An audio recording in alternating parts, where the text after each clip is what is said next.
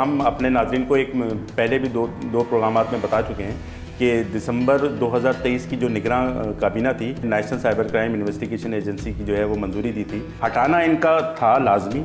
लेकिन उनकी एक वजह बन गई ह्यूमन ट्रैफिकिंग, इसकी वजह से उन्हें ओएसडी किया गया है। वो साइबर क्राइम की वो कारनामे हैं। शहजाद हैदर साहब को एडिशनल डायरेक्टर लगाया और वो डायरेक्टर को बाईपास करके और वो सारे इकदाम कर। बदकिस्मती यह है कि वो फ्रॉड को रोकने के बजाय उसके ऊपर आशीर्वाद जो है वो साइबर क्राइम विंग के अफरान का ज़्यादा। क्या रोकथाम के लिए क्या इकदाम किए तो वो ज़ीरो नज़र आएंगे। न्यू साइबर क्राइम एजेंसी का क़याम में क्या कनेक्शन है? पीका एक्ट की तरमीम का बिल जो है वो अभी हाल ही में कौमी असम्बली और सेनेट से मंजूरी के बाद सदर आसिफ अली जरदारी ने उसकी जो है वो दस्तखत भी करने हैं और वो बाकायदा एक एक्ट की सूरत में उसमें तरमीम हो चुकी है।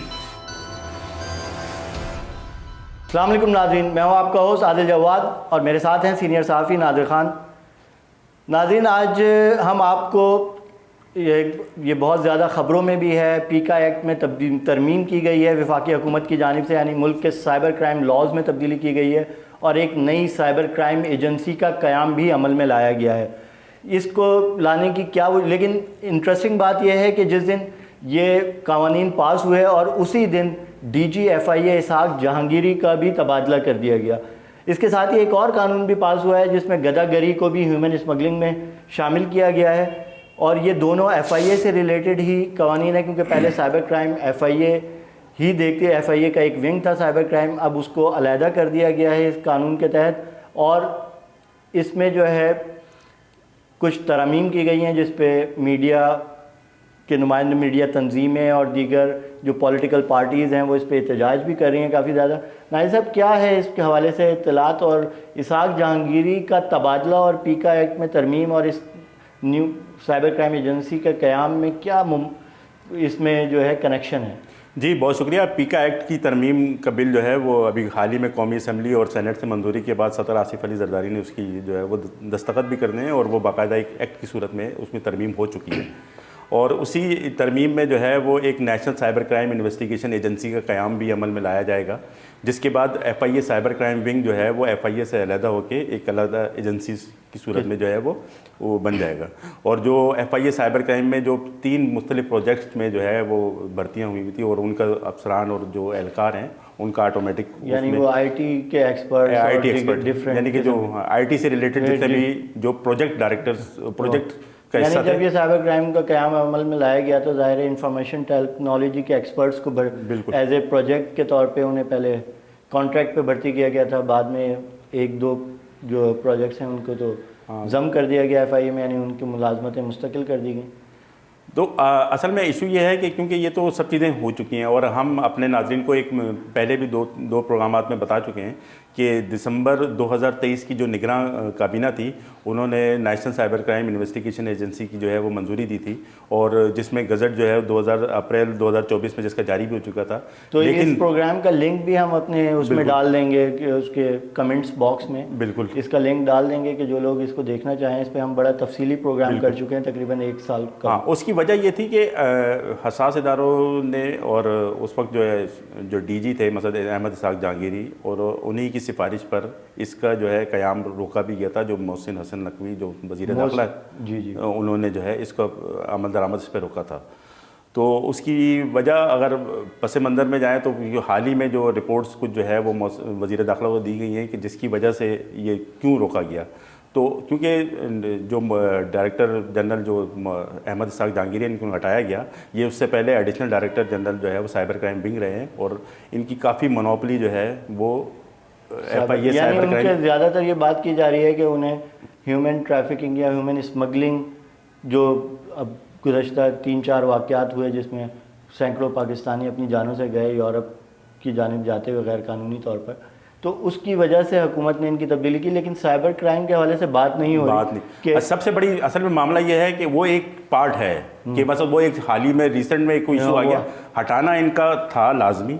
लेकिन उनकी एक वजह बन गई ह्यूमन ट्रैफिकिंग, लेकिन एक्चुअल जो उनके ऊपर जो क्राइम जिनके ऊपर इन्वेस्टिगेशन है जिसकी वजह से उन्हें OSD किया गया है वो साइबर क्राइम की वो कारनामे हैं। जो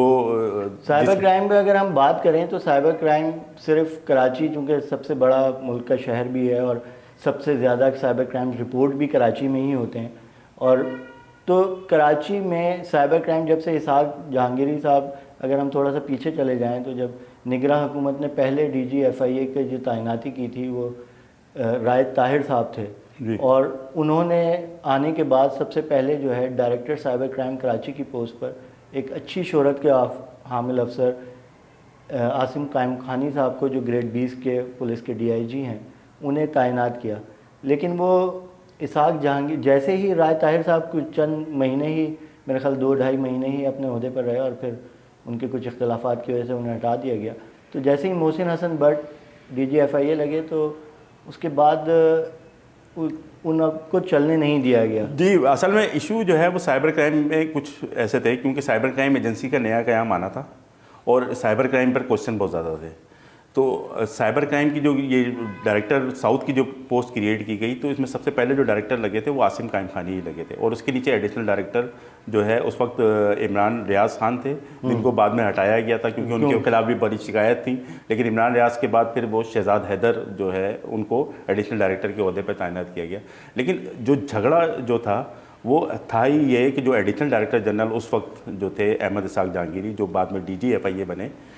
उनकी मोनोपली डायरेक्ट थी। वो नीचे अफसरान में ऐसे अफसरान जो उनको पैसा जो है मुबैना तौर पे मुंतकिल कर रहे थे, तो उनके साथ उनके राब्ते ज़्यादा थे। वो ऊपर किसी भी अफसर को जो है वो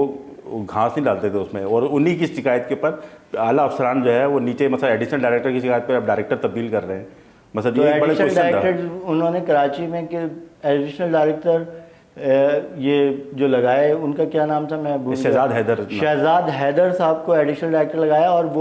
वो अपने डायरेक्टर को बाईपास करके और वो सारे इकदाम करते रहे। वो बाईपास करके उस ज़माने में जब ये एडिशनल डायरेक्टर जनरल थे साइबर क्राइम, तो वो डायरेक्ट रिपोर्ट ही उनको करते थे। वो इवन कि डीजी को भी जो है वो रिपोर्ट शहजाद हैदर नहीं कर रहे थे। तो ये बड़ा क्वेश्चन था। फिर उसके बाद डायरेक्ट खुद जब एडीजी साइबर क्राइम ही जब डीजी लग गए, तो फिर वो आपस में उनका जो कॉन्टैक्ट हो गया, वो डायरेक्टर को बाईपास करके बड़ा उनका, वो डीजी और एडिशनल डायरेक्टर कराची के दरमियान जो है वो राब्ता बहुत ज़्यादा मजबूत हो गया। अब मामला ये है कि साइबर क्राइम में जो सबसे बड़ा इशू है, जिनका सबसे बड़ा काम है कि इलीगल एक्टिविटीज़, ऑनलाइन जो एक्टिविटीज़ हो रही हैं, जो फ्रॉड है, उनको रोकना है। लेकिन बदकिस्मती ये है कि वो फ्रॉड को रोकने के बजाय उसके ऊपर आशीर्वाद जो है वो साइबर क्राइम विंग के अफसरान का ज़्यादा। इसके बाद इस 2 साल, तकरीबन 2 साल का टाइम है ये कि जब पीटीआई की गवर्नमेंट गई, निगरान हुकूमत, निगरान तो नहीं कह सकते आप, वो जो पहली मतलब जो पीडीएम की जो वोट ऑफ नो कॉन्फिडेंस के ज़रिए जो हुकूमत आई, बिल्कुल उस 2-2.5 साल के दौरान एफआईए साइबर क्राइम, ख़ास तौर पे एफआईए साइबर क्राइम कराची ने मतलब एक बड़े पैमाने पे फाइनेंशियल क्राइम्स की सरपरस्ती शुरू कर दी, बहुत ज़्यादा सरपरस्ती शुरू कर दी। और आप ये अंदाज़ा लगाएं कि कराची में इस वक्त हज़ारों के करीब, मतलब अगर हम उसको कहें तो वो हो सकता है कि वो लाख भी फिगर क्रॉस करिए, इलीगल कॉल सेंटर्स की तादाद है। और वो तादाद कम होने के बजाय, उनके खिलाफ कार्रवाई होने के बजाय, वो तादाद दिन ब दिन बढ़ती जा रही है। और वो दिन ब दिन जो बढ़ती है, उसका हिस्सा जो है वो एफआईए साइबर क्राइम के अफसरान में भी तकसीम हो रहा है, जो डीजी एफआईए के ऑफिस तक जा रहा था। तो ये सबसे बड़ा क्वेश्चन था, जिसकी आईबी की रिपोर्ट, मतलब इंटेलिजेंस ब्यूरो की रिपोर्ट जो है वो इंटीरियर मिनिस्ट्री को गई है कि आप नेशनल साइबर क्राइम एजेंसी का जो है वो क़याम रोक रहे हैं, और यहाँ पीछे जो है वो ये पूरा यानी वो पूरा एक नेक्सस बनाया जा रहा है। एक तरह से वह उसमें रुकावटें डाली जा रही थी ताकि एफआईए के डोमेन से बाहर ना जाए ये साइबर क्राइम, और दूसरी तरफ जो है ये जो फाइनेंशियल क्राइम्स का और इंटरनेशनल यानी जो स्कैमिंग और फ्रॉड, और उसका जो है ना एक पूरा नेटवर्क बनाया गया कराची में, जो कि इससे पहले इलीगल कॉल सेंटर्स इतनी बड़ी तादाद में मौजूद नहीं थे। बिल्कुल, वो पहले कम थे, लेकिन अब कराची में बहुत ज़्यादा हो गए। अब वो उसका सिस्टम उठ के वो लाहौर जा चुका है, लाहौर से वो इस्लामाबाद तक जा चुका है, और इस्लामाबाद और लाहौर में भी जो है इलीगल कॉल सेंटर्स की एक बड़ी तादाद इस वक्त मौजूद है। इलीगल कॉल सेंटर्स पे हम पहले भी प्रोग्राम कर चुके हैं, हम उसका लिंक भी डाल देंगे, जो कि बुनियादी तौर पर जो गैर मुल्की शहरियों के क्रेडिट कार्ड्स का डाटा चोरी करके और उससे जो है ना ख़रीदारी की जाती है मुख्तलिफ, और वो महीने में वो एक कॉल सेंटर उसकी वुसअत पे है कि वो कितना बड़ा उन्होंने सिस्टम लगाया हुआ है। वो लाखों से करोड़ों रुपए तक एक कॉल सेंटर कमाता है, और फिर उसका एक हिस्सा जो है एफआईए साइबर क्राइम, और पुलिस की सीटीडी भी इसमें इन्वॉल्व। बिल्कुल, पुलिस की सीटीडी के हवाले से भी रिसेंटली एक एफआईआर भी हुई है, जिसके ऊपर काफ़ी क्वेश्चंस हैं। लेकिन अगर हम, क्योंकि अगर पूरा मामले को देखें तो देखें ना, आसिम कायम खानी और उसके बाद जो आसिम खानी ने एक और डिप्टी डायरेक्टर जो FIA के असिस्टेंट डायरेक्टर हैं, लेकिन उन्हें डिप्टी डायरेक्टर के ओहदे पे मोहम्मद इकबाल को तैनात किया, जो कि एक अच्छी शोहरत के हामिल अफसर थे। लेकिन सबसे पहले शहजाद हैदर जो नहीं आप इसाक जहांगीर बिल्कुल अब इसमें बड़ी दिलचस्प ये भी एक मामला है, क्योंकि ये हम अपने नाज़रीन को बताएं कि जिस वक्त सबसे पहले डायरेक्टर साउथ जो लगे वो आसिम कायम खानी साहब लगे थे, और उसके बाद उनके साथ जो डिप्टी डायरेक्टर कराची जो थे साइबर क्राइम विंग, वो इंचार्ज साइबर क्राइम सर्किल कह लें उनको, तो वो असिस्टेंट डायरेक्टर जो है मोहम्मद इकबाल को तैनात किया गया था। लेकिन उनका और शहजाद हैदर का जो उस वक्त एडिशनल डायरेक्टर थे, उनका आपस में कुछ इसी मामले पे क्योंकि वो बहुत सारी इलीगल एक्टिविटीज़ को वो रोकना चाह रहे थे। वो शहजाद हैदर जो है वो उसको चाह रहे थे कि वो काम जो है उनकी मर्ज़ी के मुताबिक किया जाए, आसिम कायम खानी की मर्ज़ी के मुताबिक नहीं किया जाए। तो मोहम्मद इकबाल ने वो कहने से इनकार किया, जिसकी वजह से उनके ऊपर एक पुरानी इंक्वायरी को खोल के उनके खिलाफ उनको डिमोशन भी की गई उनकी, और आज तक वो जो है वो अताब का शिकार रहे, और फिर वो DG बन गए, तो फिर वो मज़ीद अताब का शिकार भी रहे। फिर आसिम कायम खानी का तबादला कर दिया गया, FIA से ही हट गए वो। उसके बाद फिर जो है डायरेक्टर साउथ की पोस्ट पर जो है वो डॉक्टर फारूक, जो खुद सिस्टम के ज़रिए ही आए थे, लेकिन उनको सिस्टम से लेकिन वो सिस्टम में उसके बावजूद वो नहीं चल सके। मसद वो अहमद जो शहजाद हैदर के साथ उनकी अंडरस्टैंडिंग, यानी वो शहजाद हैदर इतने पावरफुल थे कि वो अपने से इंतहाई सीनियर और PSP अफसरान को, 2 PSP अफसरान को उन्होंने दो PSP अफसरान को तबादला करने के बाद, अगर आप उसको मज़ीद अगर हम देखें तो शहजाद हैदर, क्योंकि इस वक्त एडिशनल डायरेक्टर जो है वो साइबर क्राइम विंग रावलपिंडी उनकी पोस्टिंग है, और उसके बाद जो है एडिशनल डायरेक्टर जो है आमिर नवाज़ तैनात हुए। लेकिन हैरत की बात यह है कि जब से आमिर नवाज़ तैनात हुए हैं, वो इंचार्ज इस वक्त कराची में कोई भी तैनात नहीं, यानी कि डिप्टी डायरेक्टर या इंचार्ज की जो पोस्ट है वो बिल्कुल खाली है। आमिर नवाज़ भी उसी सिस्टम का बिल्कुल, शहजाद हैदर, आमिर नवाज़ ये, और इसके बाद फिर जो ये चार्ज दिया गया है जो ADG साउथ है, वो मुजाहिद अकबर जो ग्रेड 20 के, और ADG साउथ का भी चार्ज है उनके पास, FIA ADG साउथ, तो वो भी तो इसाक जहांगीरी के इंतहाई करीबी साथी समझे जाते थे। जी बिल्कुल, और इसी बुनियाद पर जो है उन्हें जब डॉक्टर फारूक को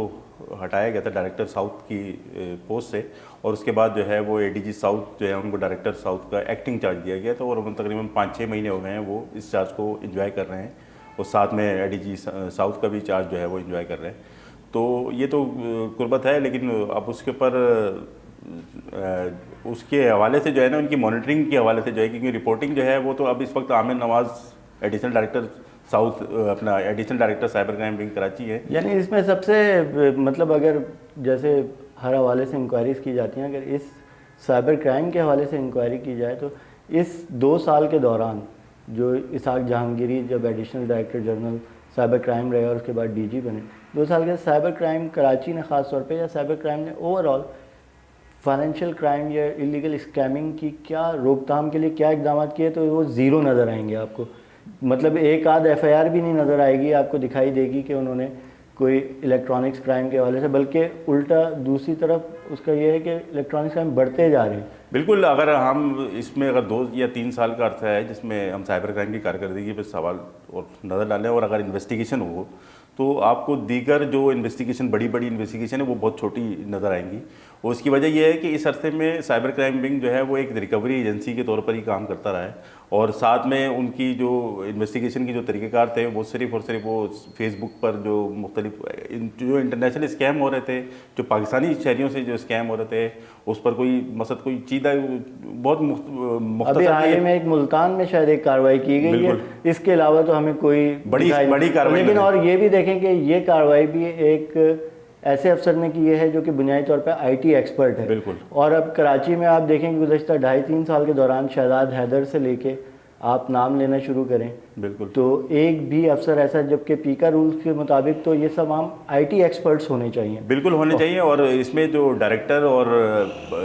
जो एडिशनल डायरेक्टर है और इवन के इंस्पेक्टर और जो IO है उसकी पोस्ट बिल्कुल पीका रूल्स में बिल्कुल डिफाइन है कि वो कम से कम मास्टर्स कंप्यूटर साइंस की डिग्री उनके पास होनी चाहिए, या कम से कम बैचलर्स की जो है वो कंप्यूटर साइंस की और कंप्यूटर साइंस की महारत हो। लेकिन आप शहजाद हैदर हो या आमिर नवाज़ हो, इवन के मसद यहाँ पर जो चैम्पियन अफसर हैं उनके साबका मौजूदा SHO बिल्कुल। आफ्ताब भट्टू हो या अभी मौजूदा जो SHO है अशरफ जहान हो, वो तो खुद पुलिस से डेपुटेशन पर आए हैं। ये लोग तो बाकी FIA के एक मीरानी साहब, अहमद मीरानी है, वो उनको तो बहुत ही अनोखा कारनामा है। अगर मसद अगर आप उनके ऊपर जाएँ तो हम साइबर क्राइम पे और मज़ीद हमारे पास साइबर क्राइम कराची के हवाले से बेतहाशा मालूमात हैं। उसमें एक क्या हम कई प्रोग्राम बिल्कुल कर सकते हैं तवातुर के साथ, तो हम मज़ीद उसमें करते रहेंगे। लेकिन ये एक बड़ा वो है कि इन अफसरान ने, ये 2-3 साल से अफसरान मौजूद हैं और इनके भी असासाजात की वजह से अगर इंक्वायरी की जाए और वो पता किया जाए कि भाई ये इनके असासाजात क्या हैं और इन्होंने इस अरसे में क्या साइबर क्राइम में क्राइम की रोकथाम के लिए क्या इकदाम किए, तो मेरा ख्याल है कि इस पर बहुत ज़्यादा मतलब जो इंसानी स्मगलिंग के हवाले से जो तहकीकात हो रही हैं उससे भी कहीं ज़्यादा इंकशाफात होंगे। बिल्कुल। नाज़रीन, हमें इस हवाले से आज इजाज़त दीजिए। शुक्रिया।